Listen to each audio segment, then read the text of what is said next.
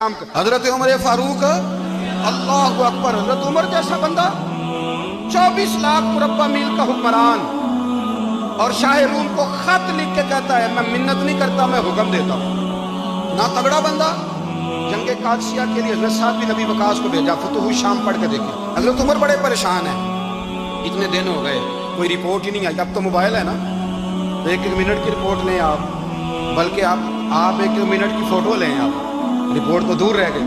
حضرت عمر فاروق رضی اللہ تعالیٰ عنہ بڑے پریشان ہیں کہ قادسیہ میں حضرت سعد بن ابی وقاص کے ساتھ لوگ جہاد کرنے کی رپورٹ کوئی نہیں آئی۔ اتنے پریشان تھے کہ باہر نکل کے نا اس رستے پہ بیٹھ جاتے جو رستہ قادسیہ کی طرف سے آتا تھا، جو بھی آتا جاتا پوچھتے جنگ کے کیا حالات ہیں۔ ادھر جب اللہ نے فتح دے دی نا، تو حضرت سعد بن ابی وقاص رضی اللہ تعالیٰ عنہ نے ایک قاصد کو خط دے کے بھیجا، کہنے لگے عمر کے پاس جاؤ، انہیں اطلاع دو کہ الحمدللہ اللہ نے اسلام کو فتح عطا کر دی۔ یہ حضرت عمر کو جا کے دینا، وہ بڑے پریشان ہوں گے۔ وہ جو اس زمانے میں اس طرح ہوتا تھا کہ کئی دور دور سے صحابہ جو دوسرے شہروں کے ملکوں کے رہنے والے ہوتے تھے، وہ بھی آ کے شامل ہو جاتے تھے جہاد میں۔ کوئی ایک دفعہ مدینے آیا، کوئی 2 دفعہ آیا، پھر اپنے اپنے علاقوں میں بہت سارے لوگوں نے زیادہ دفعہ حضرت عمر کو دیکھا بھی نہیں تھا۔ وہ جو قاصد خط لے کے آیا تھا نا، اس نے ایک آدھ دفعہ دیکھا تھا، حضرت عمر بوڑھے ہو گئے، وہ پہچانتا نہیں تھا۔ ادھر سے وہ خط لے کے آ گیا، حضرت عمر مدینے سے باہر نکل کے اس روڈ پہ بیٹھے تھے جو قادسیہ سے آتا تھا۔ جب اس آدمی کو آتے دیکھا تو حضرت عمر اٹھ کے کھڑے ہو گئے، فرمانے لگے قادسیہ سے آ رہے ہو؟ وہ کیا کہتا ہے؟ بٹے پرانے کپڑے، ٹوٹے ہوئے جوتے، سر پہ پرانی پگڑی، کہنے لگے غلام مدینے کے رہنے والے ہو؟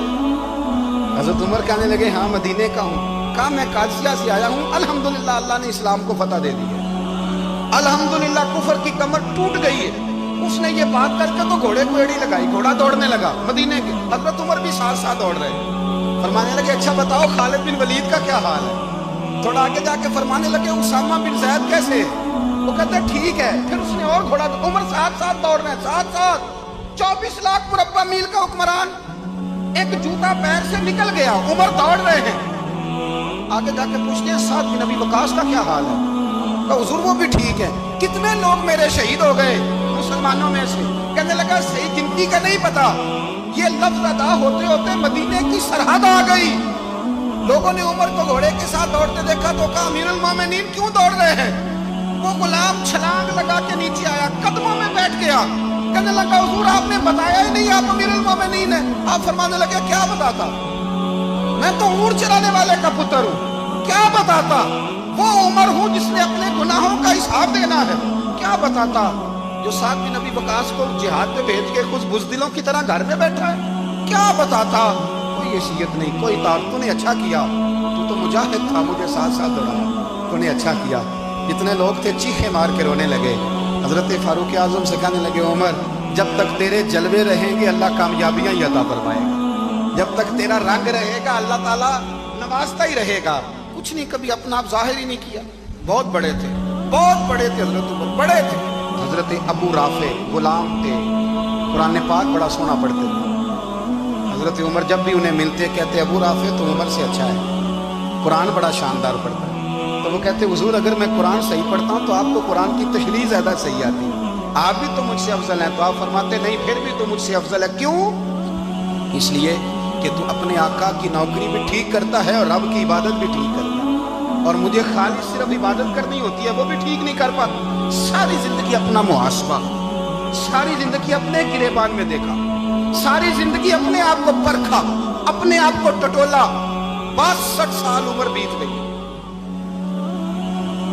حضرت حذیفہ بن یمان ایک صحابی تھے، میرے نبی کریم علیہ السلام نا ان سے راز کی باتیں کرتے تھے۔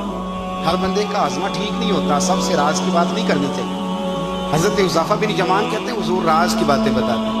مدینہ منورہ میں جو منافقین تھے ان کی لسٹ بھی نبی پاک نے حضرت حذیفہ بن یمان کو دی تھی۔ جب کوئی مشکوک آدمی مر جاتا نا تو صحابہ کہتے ہیں ہم دیکھتے اگر حضرت حذیفہ نے جنازہ پڑھا ہے تو ہم بھی جنازہ پڑھ لیتے۔ نبی پاک نے بھی کچھ جنازے نہیں پڑھے، ترمذی میں ہے، فرمایا عثمان سے جو بغض رکھے اس کا جنازہ نہیں پڑھیں گے۔ حضرت حذیفہ بن یمان اگر جنازہ پڑھتے تو لوگ پڑھتے، وہ نہ پڑھتے تو لوگ جنازہ نہ پڑھتے۔ حضرت حذیفہ بن یمان کہتے ہیں جناب عمر فاروق کی خلافت کے آخری ایام تھے، کچھ دنوں کے بعد وہ شہید ہو گئے۔ فرماتے ہیں آدھی رات کا وقت تھا، میں گھر میں سویا تھا بڑا بے فکر، अचानक मेरे दरवाजे पे दस्तक हुई, मैं घबरा के उठा, इतनी रात को कौन आया? इतने कुर्बान जाऊं, दरवाजे पे गया तो अमीरुल मोमिनीन फारूक आजम दरवाजे पे। मैंने कहा उमर कोई हुक्म था तो मुझे बुला लेते। कहने लगे मैं ना अमीर बन के नहीं आया, तेरा वीर बन के आया। अमीरुल मोमिनीन की वसीयत से सरकारी काम से बुलाता तो वहां बुलाता, मुझे एक ज़ाती काम पड़ गया। कहते मैंने उमर को घर के अंदर बुला के चारपाई पे बिठाया। मैंने कहा उमर मैं गरीब आदमी, मैं क्या आपके काम आ सकता हूँ? तो कहते उन्होंने ना मुझे साथ बिठा लिया, फिर मेरा हाथ पकड़ लिया। कहने लगे तू उमर को जानता है? उमर झूठ नहीं बोलता। तू जानता है? उमर वादों का पक्का है। कहा हुजूर जानता हूँ। कहा मैं उस वक्त आया हूँ जब देख भी कोई नहीं रहा।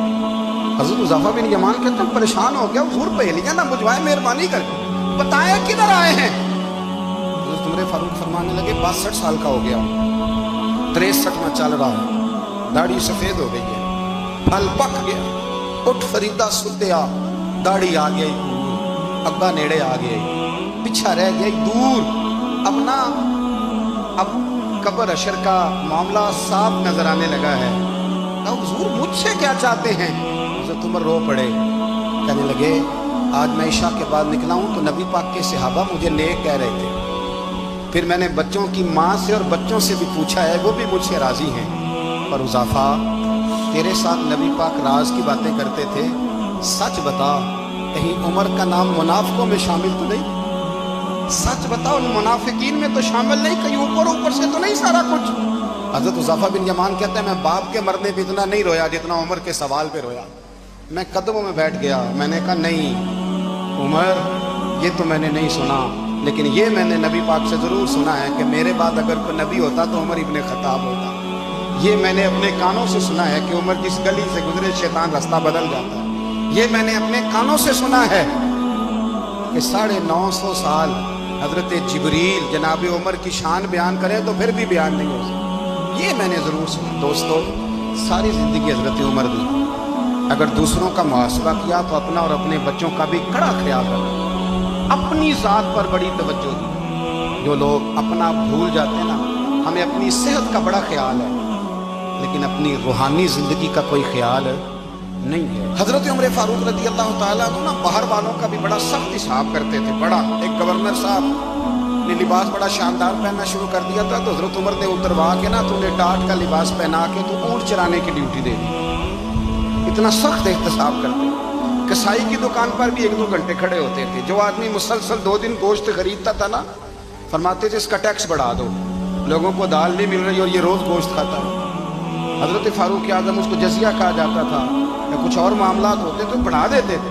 मुसलसल जो 2 दिन आदमी गोश्त खाता था, फरमाते थे मदीने में गुर्बत है, अगर ये वाला निज़ाम तुम करोगे तो गरीब लोग किसकी तरफ देखेंगे। लेकिन उससे ज्यादा बढ़कर जो उनकी जिंदगी का म्यार और स्टेटस था वो ये था कि अपने घर का खास ख्याल रखते, खास तवज्जो करते। उनके शाम से और ईरान से कुछ लोग आपकी खिदमत में आए तो वहाँ से कुछ कनीज़ें भी आईं उनके बादशाह का पैगाम लेके। शाह ईरान की कनीज़ को मलका ने कहा कि ना हज़रत उमर की ज़ौजा को देख के आना ज़रा किस तरह की। हमारे मुल्क में क्या कहते हैं खतून अव्वल, बाकी सारे दुओं में खतून अव्वल, ज़रा खतून अव्वल को देख के आना। तो वो जब आई ना घर में मिलने तो कहा कि मुझे मेरी मलका ने कहा था कि उमर की ज़ौजा से अहलिया से मुलाकात करके आना। तो हज़रत उमर की अहलिया ने ना एक जोड़ा कपड़ों का दे दिया मलका के लिए और एक खुशबू की शीशी दे दी। अब जब वो तोहफे वहाँ गए तो उस मलका ने ना कुछ सोने का सामान भेजा, कुछ जेवरात भेजे, कुछ तहाइफ भेजे। जब हज़रत उमर के घर आए ना वो खादिम लेके आया, उसने कहा जी आपकी अहलिया ने तोहफे भेजे थे। तो जवाब में शाह ईरान की बीवी ने, यहाँ जिस मुल्क का वो सफ़ीर था, उन्होंने भी ये भेजे। हज़रत उमर फारूक ना वो तोहफे लेके घर गए तो जाके कहने लगे अपनी अहलिया से, ये तू कब से तोहफे तहाइफ भेजने लग गई है, ये कब से निज़ाम शुरू हो गया? तो हुज़ूर तोहफा देना लेना तो ठीक है, सुन्नत है, मोहब्बत बढ़ती है, तो ये कोई कबाहत नहीं, और मैंने अपनी ज़ाती इस्तेमाल के लिए जो चीज़ें रखी थी वो मैंने दी हैं। तो हज़रत उमर फारूक रज़ी अल्लाह तआला अन्हु फरमाने लगे हमने किसी मुल्क के साथ और उसके बादशाह के साथ ज़ाती ताल्लुक़ नहीं बनाना, ताल्लुक़ जो भी बनेगा रसूलुल्लाह के दीन की बरकत से बनेगा।